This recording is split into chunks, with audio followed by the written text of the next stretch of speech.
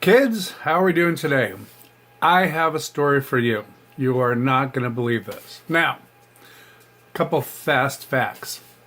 First of all, for those of you who have never watched one of my videos, I'm batshit fucking crazy. I am literally been diagnosed batshit crazy. I have been batshit crazy almost all my life, but I've been super batshit crazy for about the last 6 years. It's gotten much worse. Anyway, having said all that, I've lived in this same house in the middle of the outback of Florida in like one of the most rural counties that Florida has since December of 2005. I live on a street that is so quiet that on some days not even a dozen cars traverse my street. Literally, that's how quiet my neighborhood is. Now, when I first moved into the neighborhood, I was the craziest person in the neighborhood, which made me feel wonderful. I've come from Southern California, and I come from a place in Southern California which is highly densely populated, and the houses have inches or feet between them, and they're very expensive and they're not very big. So you learn not to do neighbors, not to be nosy, not to be loud, not to, like make good friends or anything, or peek in everybody's windows, because you're literally all packed together. So that's how I grew up. You just didn't do neighbors. At least I didn't. And I'm not the most social creature in the world anyway. Having worked at an airport for 17 and a half years, I had quite enough of people, thank you very much. And I'm good at dealing with all kinds of folks, especially the mentally ill, which everyone used to send me, even from other airlines, because I speak crazy, because I'm crazy myself. So I'm like the crazy whisperer. I digress. Today is part of the time frame in which people with Medicare have to go through the annual enrollment, and you have to look and see if your plan still's working for you. And since I had a major change in the makeup of my medical care just recently, I am on the hunt for a new plan. And it's not easy, and it's very complicated, it's very time consuming, and after spending 4.5 months of going through different departments and copying thousands of documents multiple times, meeting with lawyers, talking on the phone with different departments and nurses and all this kind of crap, I'm starting to get closer to what I think I need. And today, again, sitting in my house, minding my own business, just doing my research, and occasionally talking shit on Facebook, I have a camera system that surrounds my house in blushing color. It's like porn for outside. Usually it just captures motionless nothing. Occasionally captures the dogs and cats going in and out of the house. Sometimes a person walking down the street in front of my house, whatever. But, for the most part, it's all kind of static because there's nothing that goes on here. And it also has night vision, so I can see at night, just like I can see in the day. So it picks up ghosts great at nighttime. It picks up ghosts great in the daytime too, but that's a whole nother monster. So I'm sitting here, minding my own business, and suddenly I look in the corner of my eye at the bottom left-hand screen, which is where my driveway is, and looking out into the street, across the street into my empty lot, Michael Park, and I see that there's 2 kids in my driveway right near the trailers of the gatekeeper. And that's not normal. B, I don't know if they're real or if they're just ghosts or I'm having a hallucination. So, and the gatekeeper's not home to verify it for me. So I get up and I walk outside because the kids didn't look particularly threatening. I just didn't know what the hell they were doing, if they're trying to steal a shovel or just up to mayhem, or I don't know. I mean, because I only know that there's about a dozen kids in the whole neighborhood, and I hardly ever see any of them, except if, occasionally I'll see the bus drop some off or pick some up. But I even try to avoid that because I don't do kids. So, and there's these two little monsters in my driveway. So I go out to see if they're real and to see what the hell they're doing. And as I get outside, and my dogs are barking their asses off by this point, as I get outside, they're running around like I have like this barrier between my house and the next house, and it's trees and cactus and stuff. So it's not something that animals or people would want to run through because it would be very painful. So they had walked around, and now they were in my neighbor's yard, and they had made it all the way over to the far side of his yard, and they were surrounding his truck. And I'm thinking, well, this is very odd. What are they up to? And one was like a fat kid, this fat white kid without a shirt on. And then the other one was not as fat, not as old, with a shirt on, a striped shirt on. So apparently, as it turns out, they were chasing their little dog. Their little dog. I don't know. I've heard since then that they have more than one dog, but I could fully empathize with why this dog would want to run away from these horrible people, as I will tell you shortly. So the fat one caught the little dog, and I thought, okay, well, finally this is over, and hands it to the younger one with a shirt on, who then just puts it down and lets it start running again. So then the whole process starts. The dog runs across the street. The kids run across the street over to the preacher's yard, which is next to Michael Park.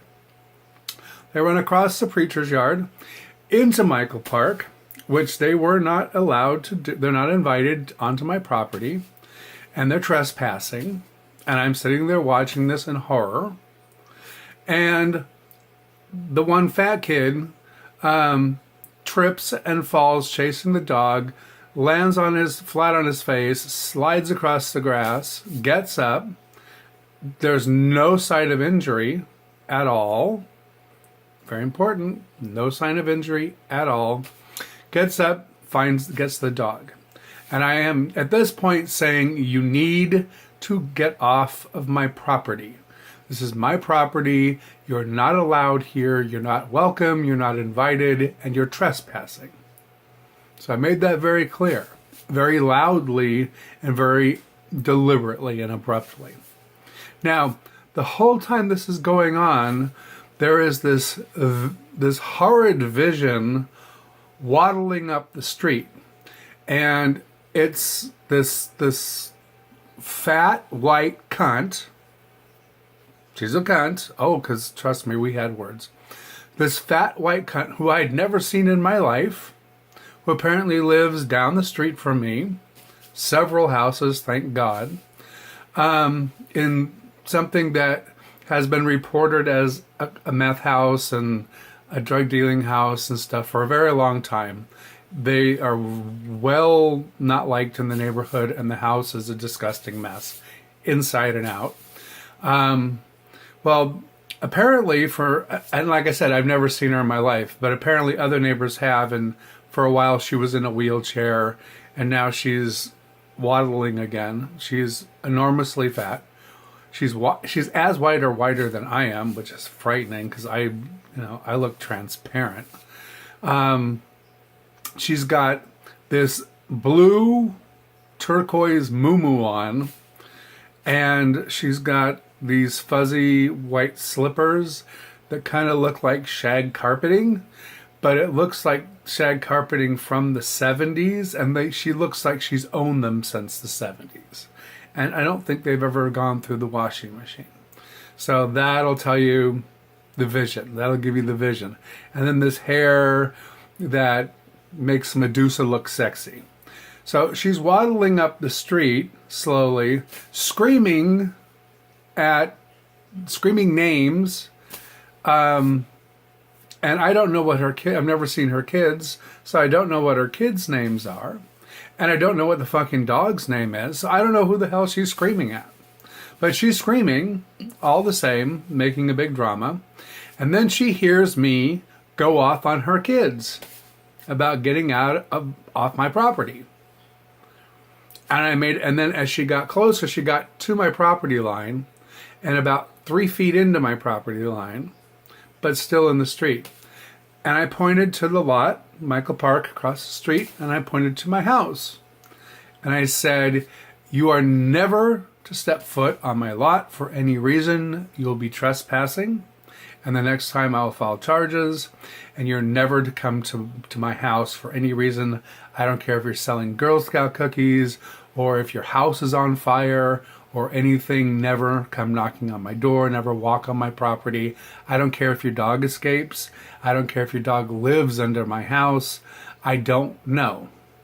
You're not welcome here at all."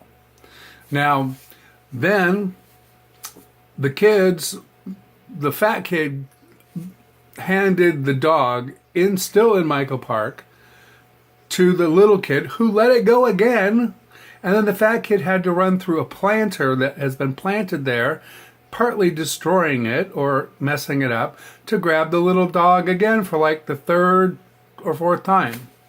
And then the mother was screaming at the fat kid to just come over and hold the dog himself. And then, so he got off my property with the dog, and the younger one is still there. I'm like, "Why are you still in my lot?" "Well, I've got to find my glasses." I said, "I don't give a fuck about your glasses. Get off my lot." And he refused to listen. He found his glasses. He got off the lot. And then mother decided that she wants to try me. Now, I later found out that the entire family has a history of serious mental illness, and I don't think they're medicated. I'm highly medicated, thank God. Otherwise, there would have been a bloodbath in the street, because I don't take threats well, and I don't like surprises. Since I'm medicated, I'm pretty zen about the whole thing. But I worked in an airport for 17 and a half years, and I dealt with all kinds of assholes. Nice people, indiscreet people, total assholes, and then these raging cunts. And I can tell you that this woman was on a level that in 17 and a half years, I probably only ran into that level of trash maybe 100 times in my whole life. She was like that nightmare meme that you see in like some backwoods Kentucky, Tennessee, Mississippi, whatever, trailer trash from hell, cousin humping white trash woman. Just a nightmare, an absolute nightmare. And she started screaming at me. And when I pointed to my house and the lot, and I told her and her kids and her little dog too that they weren't allowed on my properties anymore, she informed me that my house was not my house. Yeah. Exactly. My house was not my house. It was someone else's house. Oh, okay. Well, I said, regardless, you're not allowed on the property because I live here. So whoever you think owns the house is of no consequence. We're not going to sit and argue that. I said, I doubt you even can afford a computer to look up the tax records. But just to let you know, I am officially telling you, you're not allowed on the property. So she waddles her fat ass and steps on my grass and says, "What are you going to do about it, you fucking asshole, blah, blah, blah, blah, blah, blah, blah, blah, blah." And I'm like, "Listen, you fat, nasty, scummy, ugly bitch. Just go home. You have your fucking dogs. Take your little monster children and just get the fuck over on your side of the block, because you live on the other side. You You live way down the street on the other end of the street. Just leave me the fuck alone and don't ever come back. So then she kept saying, well, what do you want to do? You want to hit me? Now, here's where we got right to the very tip or the very end of how much my Xanax will hold me back. And I looked at her and I said, listen, cunt. I said, I wouldn't hit you at all. I said, what I would do is just slit your throat and let you fall down and bleed out. So, and I'm not going to do that today because you're not worth it. And I said, I don't even want to touch you because God knows what you have. I said, besides the fact you're absolutely fucking hideous and you should have probably checked yourself in the mirror before you walked outside, you really need to just go. And she's like, what are you going to do? Hit me? Are you going to beat me? I'm like, I said, no, I'm not going to hit you or beat you. I said, just leave. Please, just leave. I said, you've already made enough drama for a lifetime. I said, I lived here for, it'll be 11 years next month. I said, and this is the first time I've ever had an altercation with the neighbors. I said, because you never see me. I'm always in my house. I don't do neighbors. I said, in the entire almost 11 years I've been here, I have had exactly like 22 encounters with neighbors. And by encounters, that means waving from a distance without even knowing who the hell I'm waving to. So that'll tell you how friendly I am with the neighbors. I said, I don't know you all. I don't want to know you all. That's why I didn't walk down the street and introduce myself when I moved in. That's why you never see me. That's why I never talk to you. That's why I only wave back if you make it really obvious that you're waving at me and I can't ignore it. I'll wave out of just sheer politeness. But otherwise, I wouldn't even wave. So, fuck yourself. Just go. So, the younger kid, the one that's about 13-ish with the shirt on that keeps dropping the dog, they're starting to finally walk away because they're realizing they're not going to get anywhere with me. And then this kid suddenly snaps and he turns around and he says, are you calling my mother names? I said, no, I'm not anymore. I said, why? He's like, because I'll go over there and fuck you up. Now, this kid he doesn't even come up to my tits. And I'm like thinking to myself, smart idea. Hit a psychopath that you don't know, that will freak out. Like, if he didn't kill me on the first, if he touched me and didn't kill me, then I would literally knock him out cold and call the ambulance. But he would have to be knocked out cold so he wouldn't move before I'd stop beating on him because I wouldn't feel safe. And every fight I've ever gotten in has been the same way. If you don't kill me, I'll find a way to make you unconscious. It's just, I'm psycho that way. So, and it's the only way that makes me feel comfortable or I can calm down. So I'm like, kid, you really, really don't want to do that. You really don't want to come over here and start shit like that with me. Trust me. And the older brother told him to come on and then gave me a dirty look. And I just gave the older brother a dirty look too. And the woman turned back. She's like, oh, are you going to hit my kids? I said, no, I have no intention of hitting your kids unless your kids want to come over and hit me. If they hit me, I'll knock them out. Pure and simple. Now, mind you, this entire time, I have nothing in my hands. I don't have my hands in my pockets. There's nothing in my hands at all for anyone to see. And there's neighbors out listening to all the noise and watching what's going on. So there's witnesses. So they finally go back to their house. And as they get back to their house, the little kid comes back up the street and sits on this. He sat like 2 houses away from me, from my house, on this like electrical box, like some kind of transformer box or something they have in the neighborhood. And he just sat there and went like this at me.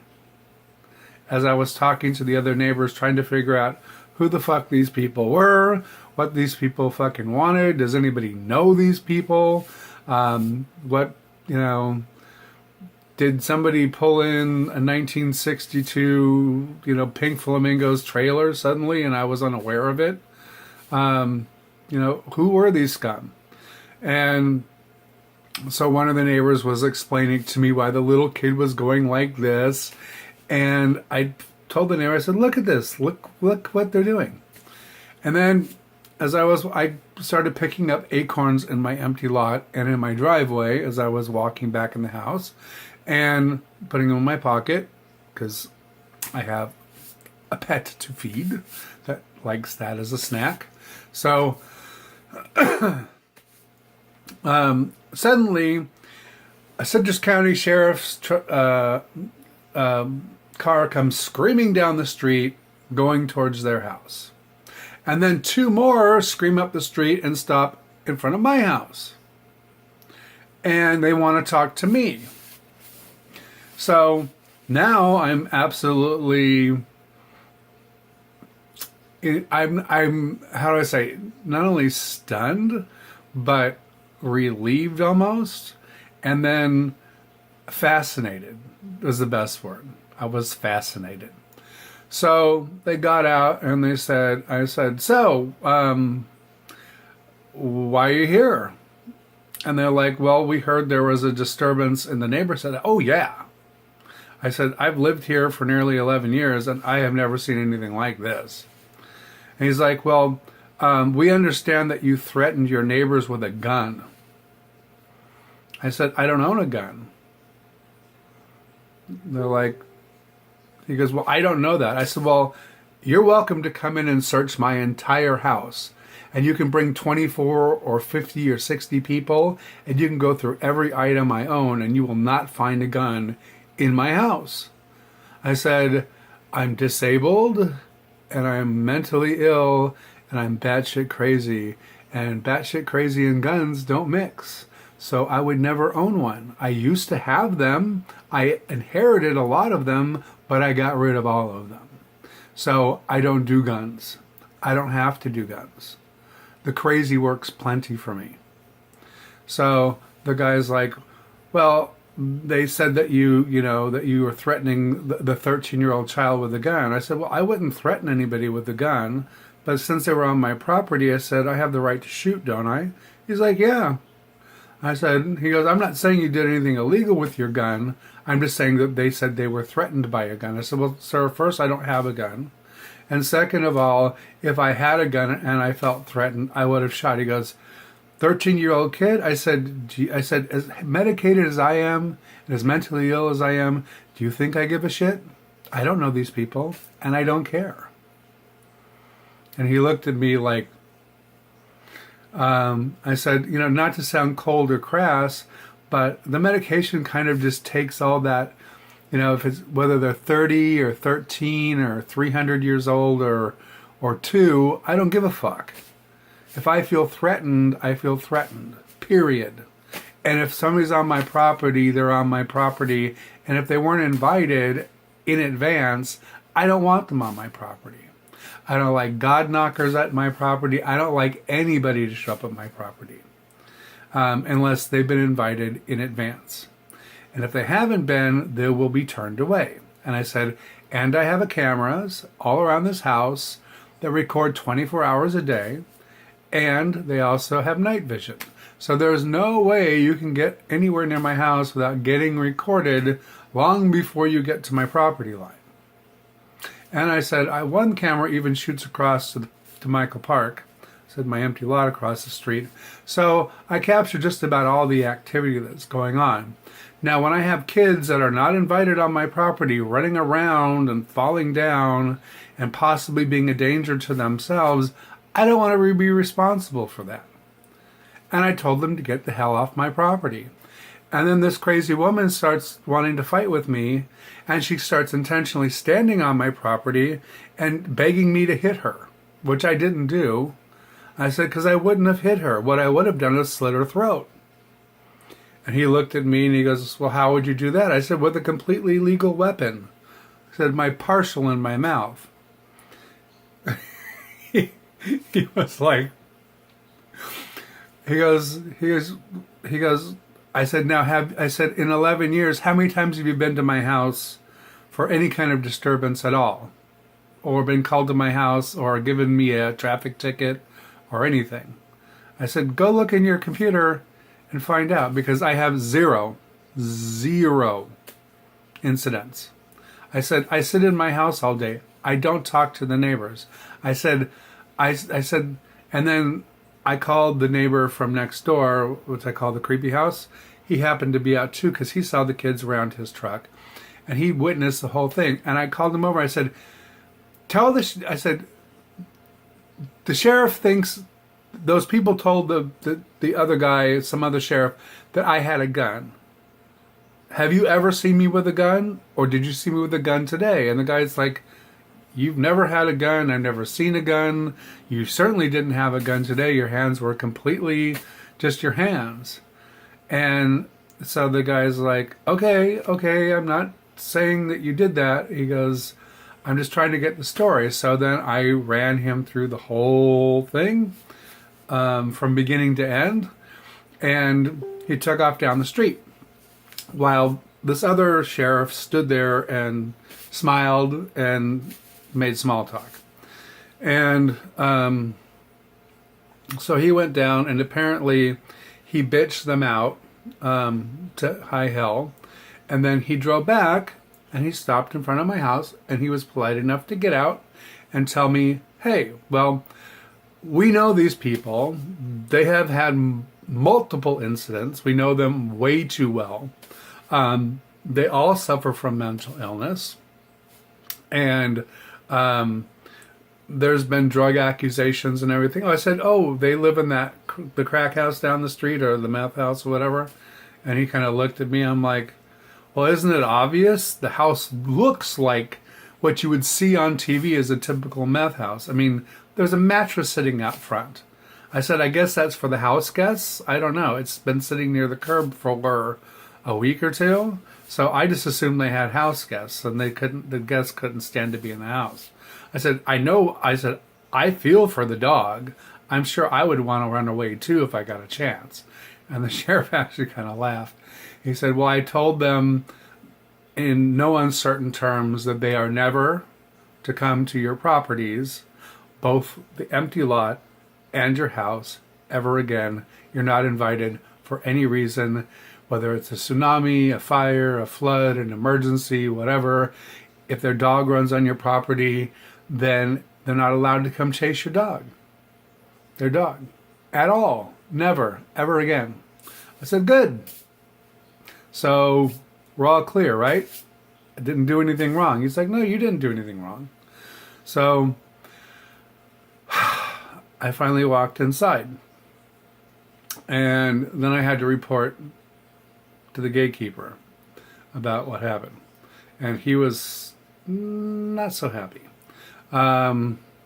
Because it's dramatic and it's drama, and he wasn't here, and he knows that I get really wound up. And I had to take my evening medicines early because I was just totally like trembling. I mean, they got me to the point of trembling. So I had to take my evening medicines early. He sent a neighbor up to talk to me that I do know, not very well. I've met her like 3 times, and I think I've had a conversation that's lasted all of 7 minutes in those 3 meetings. So, but she came up and just to see if I was okay. So to make her happy, I turned on the Michael charm and made the jokes that made her laugh, and showed her I had a sense of humor about the whole thing, and blah blah blah, just so she'd leave. And you know, God bless her for coming to check, but there's nothing you could do. Now, I had a whole evening planned in my room watching TV, and now I'm just sitting here watching my security cameras, making sure that there's nobody else coming. And that pisses me off because I shouldn't have to feel that way. But that's, you know, what comes with being crazy. So that's my trailer trash story from Florida. Now, I make fun of Florida all the time, and I always say that I did the Beverly Hillbillies in reverse, but today took the cake.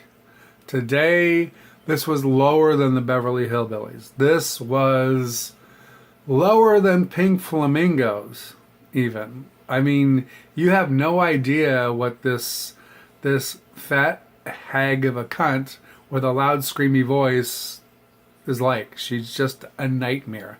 She's someone that, if it was legal, I would have instantly just gone up and kicked her in the teeth, and kicked her in the teeth, and kicked her in the teeth, until there was no teeth left, and her tongue was so badly damaged she couldn't make noise. That's just how bad she was. And she's a nightmare. So I hope she never comes back, because she's not going to like it the next time she comes back. Because I'll find either scalding hot water or freezing water or something to throw on her. Just maybe paint. I don't know. Something. I'll find something to throw on her to get her to go away. Because no. And then I found out from the neighbors, they're also really sue happy, which, makes me even more not want them on my property, because I don't want to be a part of their drama. And thank God I have cameras, because they have zero chance of suing me with all the witnesses and the camera recordings. So I'm not really worried about them for that right now.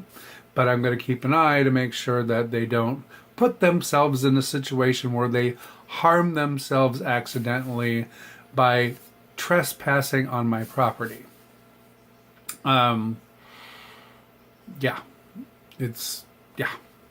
But the neighbors have all been alerted that this is a problem now. And I've asked the few that I've ever met to please keep an eye out. Because everyone knows in this neighborhood that I'm crazy. They know that. But they also know I stay in the house all the time, and I rarely come out of the house. And when I do, it's maybe to cross the street to pick up mail, and I rarely ever do that. Or occasionally I go out and I feed like the squirrels and the cranes and the crows and the wildlife around. Because I like the cranes around, I like the squirrels around and stuff like that.